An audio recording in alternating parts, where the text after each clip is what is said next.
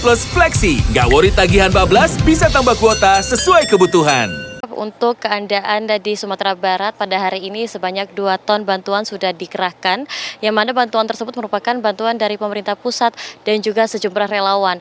Bantuan ini dikirimkan ke 5 titik terisolir di wilayah Sumatera Barat, diantaranya di Kabupaten Padang Pariaman, kemudian Maligi Talamu, Kabupaten Pasaman Barat, Kabupaten Pesisir Selatan dan juga Kecamatan Palambayan di Kabupaten Agam. Sejumlah bantuan ini dikerahkan tadi menggunakan helikopter yang mana digunakan 4 helikopter untuk mendistribusikan bantuan ke 5 titik daerah terisolir tersebut. Di antaranya helikopter yang digunakan ini milik BNPB, kemudian Basarnas dan juga TNI. Kalau bisa kami informasikan, Tiara, Wendy dan juga pemirsa, bahwa sebetulnya sudah 3 hari kemarin ini juga bantuan via udara terus dikerahkan ke wilayah-wilayah masih terisolir, terkhusus wilayah yang mana akses daratnya masih belum dapat dijangkau begitu.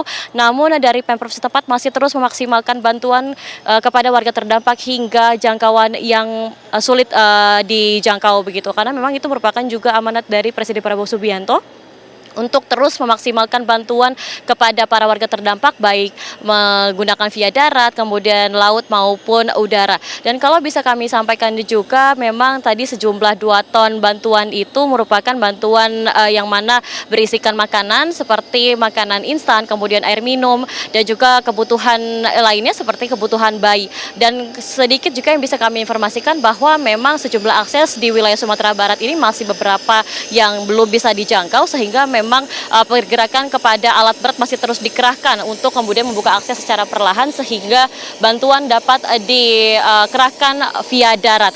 Kemudian juga yang juga menjadi informasi, Tiara, Wendy dan juga pemirsa, bahwa yang masih menjadi kendala di pengungsian ini terkait kebutuhan seragam sekolah dan juga buku pelajaran, yang mana kalau kami mendapat informasi, sekolah di Sumatera Barat di beberapa titik sudah mulai kembali melakukan aktivitas belajar mengajar, tetapi para warga terdampak ini masih belum mempunyai seragam dan juga buku pelajaran dikarenakan terdampak dari banjir bandang yang terjadi, sehingga memang kegiatan sekolah ini masih dinamis begitu, apakah kemudian dijadikan online ataupun memang pelajaran yang secara berlangsung pun ini menyesuaikan situasi yang ada.